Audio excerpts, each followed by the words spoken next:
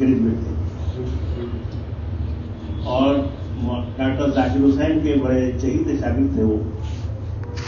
1946 में उन्होंने यहाँ से हिजरत की और वो सऊदी अरब चले गए, मदीना मुनव्वरा में उन्होंने पूरी जिंदगी गुजारी और वहीं 1991 में इंतकाल हुआ। वो जब जामिया करोलबाग में था तो वहाँ हॉस्टल में वो रहते थे और उनका हॉस्टल और मौलाना मोहम्मद अली जौहर की क़यामगाह आमने सामने थी। तो तकरीबन 2 साल तक वो मौलाना मोहम्मद अली जौहर के खादिम के तौर पर उनके साथ रहे और ये याददाश्तें उनके इंतकाल के बाद मेरे हाथ आई। मैं मदीना मुनव्वरा गया क्योंकि वहाँ उर्दू तबाद और इशाअत का कोई सिलसिला नहीं था, तो ये फर्स्ट हैंड इंफॉर्मेशन है मौलाना मोहम्मद अली जौहर के बारे में जो आज तक कभी शायद नहीं। ये एक मेरा रिश्ता है और एक नया रिश्ता ये है कि मेरा बेटा यहाँ इंजीनियरिंग फैकल्टी में असिस्टेंट प्रोफेसर है।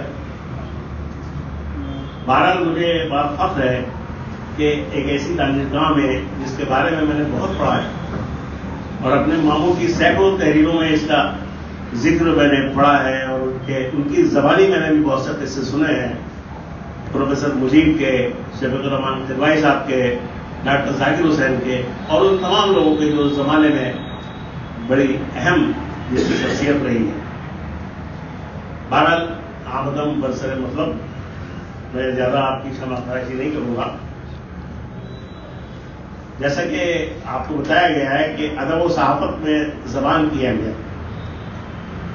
सहाफ़त मेरा प्रोफेशन है और अदब मेरा इश्क है। मैं अदब का तालिब इल्म इस तरह तो नहीं रहा जिस तरह आप बाज़ाब्ता अदब की तालीम हासिल कर रहे हैं। आप बहुत खुशकिस्मत हैं। मेरी ज़िंदगी बड़ी बेहंगम सी रही है तो मुझे बाज़ाब्ता तालीम हासिल करने का मौका नहीं मिला। मैंने किसी दानिशगाह में तालीम हासिल नहीं की। जो कुछ मेरे पास इल्म है वो कुछ प्राइवेट इम्तहानात का है और कुछ ज़्यादा इल्म जो है वो मजलिसी इल्म है जो मैंने अपने बुजुर्गों से सीखा और उनकी सोबत में रह करके मैंने ज़िंदगी के बहुत से आदाब सीखे। ज़बान बुनियादी तौर पर ख्यालात की तरसील और मुकालमा कायम करने का जरिया है। इसके साथ साथ ये एक तहजीबी और समाजी जरूरत भी है। ज़बान का ताल्लुक सौतियात, इब्रानियात, तबियात, तारीख और जोग्राफिया जैसे उलूम से है। ज़बान ही इंसान को दीगर मखलूक़ात से मुमय्यज़ करती है। ज़बान से ही इंसान की इल्मी, अखलाकी और तहजीबी शनाख्त का तयन होता है। जो कुछ हमारे दिल और दिमाग में जन्म लेता है उसे हम ज़बान के जरिए ही दूसरों तक पहुंचाते हैं। अगर हमारे पास एक मुरस्सा और मरकूज़ ज़बान नहीं है तो हम अपने मुखातिब को मुतासिर नहीं कर पाएंगे। इसी तरह अगर हम अच्छी और सच्ची ज़बान लिखने पर काबिल नहीं हैं तो हमारी तहरीरें देर पा असर कायम करने में नाकाम रहेंगी। माजी में उन्हीं अदीबों और सहाफ़ियों ने मकबूलियत हासिल की है जो ज़बान व बयान पर कुदरत रखते थे या जिन्हें लिखने का सलीका था। मौजूदा दौर का अलमिया यह है कि हमारे अंदर मुताले का ज़ौक़ नहीं है। आमतौर पर मुताले के बगैर लोग लिखने की मशक़ करने लगते हैं, जबकि मुताले और मुशाहिदे के बगैर तहरीर में हुस्न और कशिश पैदा करना मुमकिन नहीं है। एक मज़मून लिखने के लिए कई कई किताबें और एक कालम लिखने के लिए दर्जनों अखबारात का मुताला करना पड़ता है। आप जितना ज्यादा मुताला करेंगे उतना ही आपकी तहरीर में रवानी और खूबसूरती पैदा होगी। अल्फाज के इस्तेमाल और उनकी नशिस्त व बर्खास्त का सलीका आएगा। हमारे एक उस्ताद कहा करते थे कि अल्फाज मोतियों की तरह होते हैं, इनका इस्तेमाल बहुत किफायत के साथ करना चाहिए। शायद इसी को किफायत लफ्ज़ी भी कहा जाता है। इसको समझने के लिए आपको गुज़रे ज़माने के सहाबियों की तहरीरें पढ़नी चाहिए। कम अल्फाज में ज्यादा बात कहने का हुनर सिर्फ सहाबी जानते हैं। उनके पास न सिर्फ जगह की किल्लत होती है बल्कि वक्त भी बहुत कम होता है। आपको ये जानकर हैरत होगी कि सहाबत की दुनिया सिर्फ 500 अल्फाज की गिरद सिमटी हुई है। ये मामला खबरनवीसी का है, लेकिन जब आप इदारती सतह पर आते हैं तो सूरत हाल की अक्सर बदल जाती है। इदारिया अखबार का ज़मीर होता है जो इशाअत के बाद कौम का ज़मीर बन जाता है। میرے ایک استاد نے جن سے میں نے انگریزی زبان کے اسرار و رموز سیکھے، ایک بار مجھے بتایا تھا کہ اچھی انگریزی جاننے کا سب سے مؤثر ذریعہ انگریزی اخبارات کا اداریہ ہوتا ہے۔ اداریے کا حجم اخبار میں سب سے کم ہوتا ہے اور اسی کے اندر فکر انگیز پہلو پوشیدہ ہوتا ہے۔ یہی بات اردو اخبارات کے اداریوں پر بھی ثابت آتی ہے۔ ماضی میں انہی ایڈیٹرز کو نیک نامی اور شہرت نصیب ہوئی جنہوں نے بہترین اداریے لکھے۔ یہ اداریے آج صحافت ہی نہیں بلکہ ادب کا بھی سرمایہ ہے۔ لیکن آج صورتحال یکسر بدل گئی ہے، نہ ویسے ایڈیٹر ہیں اور نہ ویسے قاری ہیں۔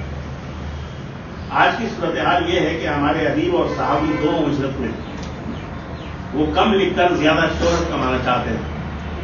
اس دوڑ دھوپ کا نتیجہ یہ ہے کہ دونوں ہی شعبوں میں زبان زوال پذیر ہے۔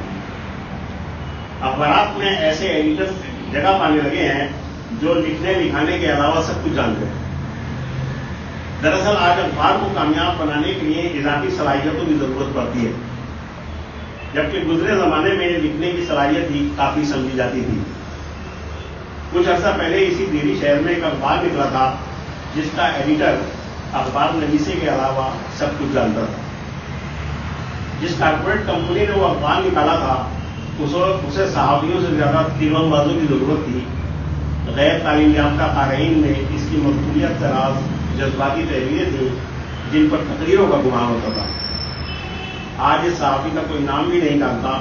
کہنے کا مقصد یہ ہے کہ جوڑ توڑ اور تگڑم کے سہارے کوئی کچھ دن تو زندہ رہ سکتا ہے، لیکن آخرکار اسے بے سہارا ہی ہونا پڑتا ہے۔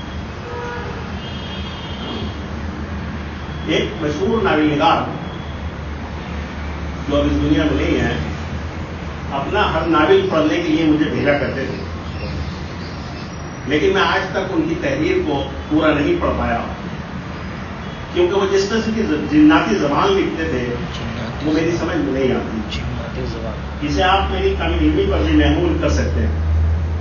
ایک بار انہوں نے اپنے ایک تازہ ناول کے بارے میں میری رائے جاننی چاہیے تو میں نے کہا کہ میں اسے پڑھ نہیں پایا ہوں۔ جیسے شروع کرتا ہوں تو زبان پر آ کر رک جاتا ہوں۔ ان کا کہنا تھا کہ فکشن میں زبان دو انرجی کی چیز ہوتی ہے۔ میرے لیے جواب خاصا تکلیف دہ تھا، کیونکہ میں تحریر میں زبان کو سب سے زیادہ اہمیت دیتا ہوں۔ کوئی ادیب خواہ وہ کتنا ہی بڑا کیوں نہ ہو، اگر زبان کے ساتھ بد زبانی کرتا ہے تو میں اسے خاطر میں نہیں لاتا۔ اسے آپ میری بیجا انانیت سے بھی تعبیر کر سکتے ہیں، لیکن حقیقت یہ ہے کہ میں خراب تحریریں پڑھنا پسند نہیں کرتا، کیونکہ اس سے میری اپنی زبان کے بگڑنے کا اندیشہ رہتا ہے۔ دراصل یہ زبان ہی ہے جو ہمیں لکھنے پڑھنے اور بولنے کا سلیقہ سکھاتی ہے۔ اگر ہم اس کے ساتھ ناروا سلوک کریں اور تھوڑی سی شہرت حاصل کرنے کے بعد زبان کو دوسرا درجہ دے لگے تو ہم خود بخود تیسرے درجے کے ادیب یا صحافی بن جائیں گے۔ یہ معاملہ صرف ادب کا ہی نہیں ہے بلکہ صحافت کا بھی ہے۔ فی زمانہ صحافت کی دنیا میں لوگ زبان کے ساتھ جو سلوک کر رہے ہیں وہ انتہائی تکلیف دہ اور پریشان کن ہے۔ یعنی جس میڈیم کے ذریعے ہم اپنے قارئین تک پہنچتے ہیں، جب وہی زوال پذیر ہو جائے گا تو پھر ہمارے پاس مکالمے کا کون سا ذریعہ باقی رہ جائے گا۔ حالانکہ یہ بات کہی جاتی ہے کہ صحافت میں معیاری زبان لکھنا مشکل ہی نہیں ناممکن ہے، کیونکہ اخبار ایک دن کا ادب ہوتا ہے اور دن ختم ہونے کے بعد ادم توڑ دیتا ہے۔ بعض اخبار نویس یہ دلیل بھی پیش کرتے ہیں کہ ان کے پاس زبان پر توجہ دینے کا وقت نہیں ہوتا۔ ان کی توجہ تازہ ترین خبروں کی ترسیل پر مرکوز ہوتی ہے۔ میرے خیال میں اخبارات میں زبان کو کلیدی حیثیت حاصل ہے۔ اخبار کے معیار و مزاج کا انحصار بھی زبان پر ہی ہے۔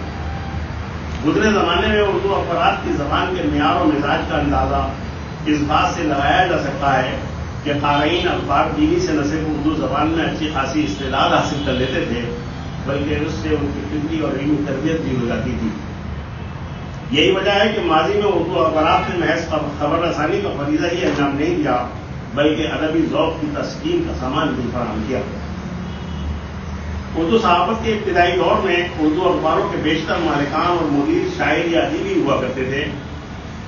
لہذا انہوں نے روزمرہ کے مسائل اور سیاسی اور سماجی حالات کی ترجمانی میں زبان کے معیار کو مقدم رکھا. اپنے عہد کے کئی معروف شاعروں اور ادیبوں کی بنیادی تربیت اخبارات کے دفاتر میں ہوئی. کئی بڑے ادیب اخبارات کے ذریعے ہی منظر عام پر آئے اور اخبارات سے ان کی وابستگی نے نہ صرف زبان و ادب کے معیار کو بلند رکھا بلکہ ابتدائی دور کے اخبارات کے مطالعے سے اندازہ ہوتا ہے کہ ان کی زبان اصلی زبان کے مروجہ معیار سے ہمان تھی. پروفیسر تنویر احمد الوی نے مولانا امداد صابری کی کتاب عمر صحافت کے مقدمے میں لکھا ہے، اردو اخبارات کا مطالعہ اس زبان کی تہذیبی اہمیت کو سمجھتے ہیں اور اس کی ادبی تاریخ کو مرتب کرنے کے لیے غیر معمولی ہے. اردو نثر کے مراحل میں تمام تر نہیں تو بہت کچھ اخبارات کی خاموش خدمت کے اردو نثر کے مراحل تمام تر تو نہیں بہت کچھ اخبارات کی خاموش خدمت کے وسیلے سے طے ہوئے ہیں. حقیقت یہ ہے کہ معیاری اور مرصع زبان لکھنے والے بیشتر لوگ ہمیں صحافت ہی نہیں ہیں. ایسے متعدد نام شمار کیے جا سکتے ہیں جو صحافت کے راستے سے ادب میں داخل ہوئے اور وہاں راج الوقت بن گئے. مولانا ابوالکلام آزاد، مولانا محمد علی جوہر، حسرت موہانی، ظفر علی خان، غلام رسول مہر، شورش کاشمیری، ایسے متعدد نام گنائے جا سکتے ہیں. یہ سب لوگ صحافتی کی پیداوار تھے جو اردو ادب میں آفتاب و مہتاب بن کر چمکے. جب سے صحافت برف رفتار ہوئی ہے اور خبروں کی ترسیل کا عمل الیکٹرانک آلات کی گرفت میں آیا ہے تب سے اس کی تکنیک بدل گئی ہے. پہلے اردو صحافت میں بہت مشاق مترجم ہوا کرتے تھے جو بامحاورہ ترجمہ کرنے پر اس حد تک قادر تھے کہ ان کے ترجمے کو دیکھ کر یہ یقین ہی نہیں ہوتا تھا یہ مواد کسی دوسری زبان سے منتقل کیا گیا. حالانکہ ترجمہ ایک مشکل عمل ہے. علی گڑھ کے ایک پروفیسر کہا کرتے تھے کہ ترجمہ دراصل اپنی کمر خود اپنے ہاتھ سے کھدانے کا عمل ہے. اچھا ترجمہ وہی ہوتا ہے جو بامحاورہ اور آسان ہو. پڑھنے والے کو کہیں بھی یہ احساس نہ ہو کہ وہ کسی دوسری زبان کا بنپارا پڑھ رہا ہے. لیکن جب سے ترجمے کا یہ نظام گوگل بابا کی گرفت میں آیا ہے تب سے اس کی دنیا ہی بدل گئی ہے. اب بیشتر لوگ اسی پر اتفاق کرنے لگے ہیں جبکہ گوگل کی مدد سے کیا گیا ترجمہ اکثر مزہ خیز اور محمد ہوتا ہے. بنگلور کے ایک انگریزی میگزین نے میرے ایک مضمون کو گوگل سے ترجمہ کر کے شائع کیا تو میرا نام معصوم مراد آبادی کی جگہ انوسینٹ مراد آبادی شائع ہوا.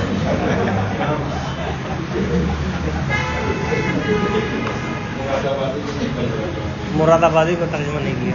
ایک اردو اخبار میں جو اکثر ہندی خبروں کو گوگل کی وجہ سے ترجمہ کر کے اردو میں شائع کرتا ہے اس میں مشہور وکیل پرشانت بھوشن کا نام بہرالکائی بھوشن لکھا ہوا ہے. مشینی ترجمے کو درست کیے بغیر اخبارات و جرائد میں شائع کرنا زبان کے ساتھ کھلواڑ ہے. اس کی بہت سی مثالیں پیش کی جا سکتی ہیں مگر فی الحال یہ دو مثالیں کافی ہیں. ایک چاول کو دیکھ کر پوری دیکھ کا اندازہ لگایا جا سکتا ہے. آج کل اخبارات میں رہائشی کا لفظ بڑا استعمال ہو رہا ہے. یہ باشندے کی جگہ استعمال ہوتا ہے. ہندی میں اس کا بہت چلن ہے لیکن اردو میں یہ مجھے محمل معلوم ہوتا ہے. آج کل اردو اخبارات کے بیشتر نمائندے ایسے ہیں جو اردو زبان سے واقف نہیں ہیں. وہ اپنی خبریں ہندی میں بیچتے ہیں جنہیں گوگل کی مدد سے ترجمہ کر کے شائع کر دیا جاتا ہے. یہ کام بھی سب ایڈیٹر کے بجائے آپریٹر کے ساتھ آپریٹر کے سر ڈال دیا جاتا ہے. گزشتہ زمانے میں اردو والے زبان کی صحت پر کتنی توجہ دیتے تھے اس کا ثبوت ایک واقعے سے ملتا ہے جس کا میں عینی گواہ ہوں. کوئی 35 برس پرانی بات ہے. اردو گھر میں ایک تقریب کے دوران کسی نے کہا کہ میں نے اس کو بولا تھا. یہ سن کر پروفیسر نثار احمد فاروقی بگڑ گئے. یہ بولا کیا ہوتا ہے؟ انسان تو کچھ کہتا ہے. بولنے کا کام تو چرند و فرید اور مویشی کرتے ہیں. انسان کی گفتگو کے کوئی معنی و مفاہیم ہوتے ہیں جبکہ مویشی اور پرندوں کے بولنے کا کوئی مفہوم نہیں ہوتا. آج ہمارے گرد کتنے لوگ ہیں جو زبان کی صحت پر اس درجہ دھیان دیتے ہیں. پچھلے زمانے میں یہ لوگ تحریری نہیں بلکہ بول چال کی زبان پر بھی زبان کی صحت پر پوری توجہ دیتے تھے. ضرورت اس بات کی ہے کہ ہمیں اچھی اور سچی زبان سیکھنے پر توجہ دینی چاہیے، کیونکہ زبان ہی ہمارا پہلا تعارف ہوتی ہے اور لوگ اس کے ذریعے ہی ہماری علمی استعداد کا تعین کرتے ہیں. بقول کریم عزیز، بات چاہے بے سلیقہ ہو کلیم، بات کہنے کا سلیقہ چاہیے. میں دو چار باتیں آپ کو اور بتانا چاہتا ہوں. دیکھیے، تحریر جب ہم لکھنے بیٹھتے ہیں تو ہماری خواہش یہ ہوتی ہے کہ جتنی ہماری قابلیت ہے وہ سب کاغذ میں ہوئے. خرابی یہیں سے پیدا ہوتی ہے. یہ کہا جاتا ہے کہ انسان کو ہمیشہ پورے کاغذ کی طرح رہنا چاہیے اگر وہ کچھ سیکھنا چاہتا ہے زندگی میں. اگر آپ کو کچھ سیکھنے کی خواہش ہے تو بالکل بلینک پیپر کی طرح رہیں، تبھی آپ کچھ انگیز کر پائیں.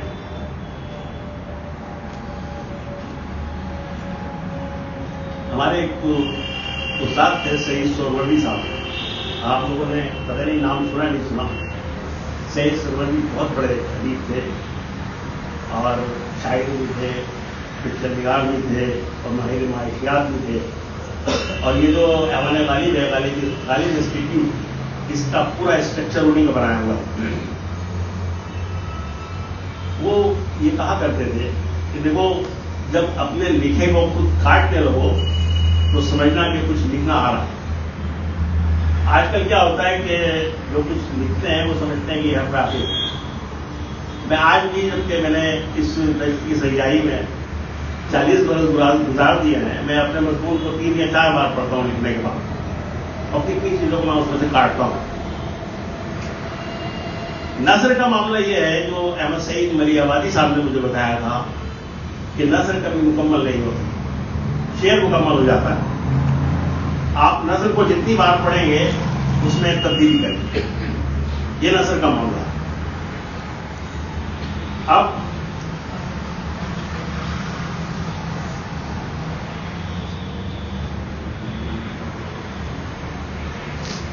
دیکھیے، سب سے اہم چیز ہوتی ہے جملہ سازی.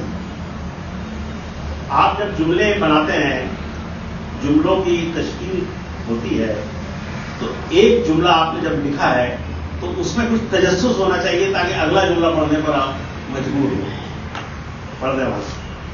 اگر آپ نے ایک ہی جملے میں ساری بات کہہ دی تو آپ خراب ہو جائیں گے. جب تک اس جملے کے اندر دوسرے جملے میں ایک ایسا تجسس پیدا نہیں ہوگا جو قاری کو پڑھنے پر مجبور کرے. اسی طرح سے لمبے جملے کبھی مت لکھیے، چھوٹے چھوٹے جملے لکھیے، مختصر جملے لکھیے. اور لکھتے وقت یہ مت سمجھیے کہ آپ کوئی قابل ہیں، پی ایچ ڈی ہیں، ایم اے ہیں، ڈی ایڈ ہیں یا کیا کیا ہیں. لکھتے وقت آپ یہ سمجھیے آپ کچھ نہیں ہیں اور آپ کے سامنے بالکل ایک سڑک کا آدمی ہے. اخبار کی زبان میں تو کم از کم یہی ہوتا ہے کہ سادہ زبان لکھیے، سلیس زبان لکھیے اور عام فہم زبان لکھیے. ادب میں بھی میں یہ کہتا ہوں، بعض لوگ بڑی دقیق زبان لکھتے ہیں، اتنی مشکل زبان لکھتے ہیں کہ آپ ان کا ایک پیراگراف نہیں پڑھ سکتے. تو آسان زبان لکھنا ایک مشکل کام ہے، لیکن آپ کو اگر اس کی پریکٹس ہو گئی اور آپ نے آسان زبان لکھنے کا ہنر سیکھ لیا تو آپ کی کامیابی سے کوئی آپ کو کامیابی سے روک نہیں سکتا ہے. یہ میرا دعویٰ ہے.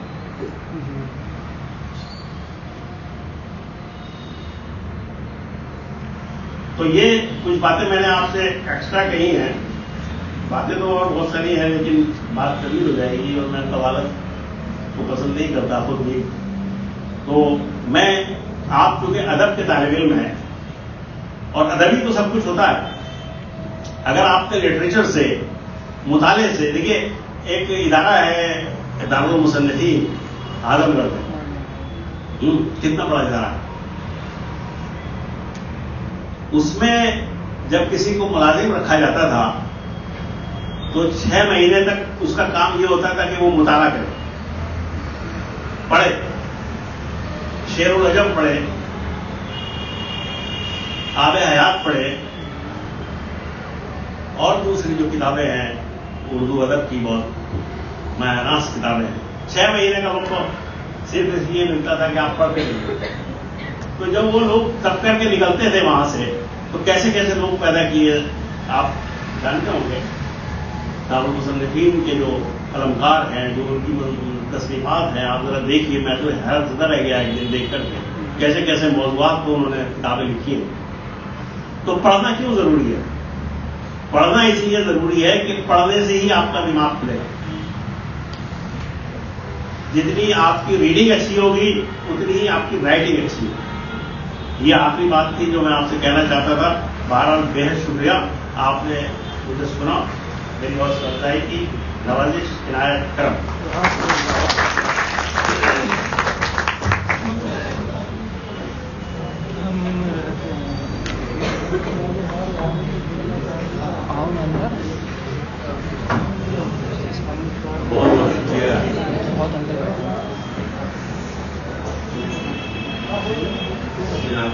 मुरादाबादी साहब हमने इनोसेंट मुरादाबादी अपनी गुफ्तगू में अदब सहाफत में ज़बान की अहमियत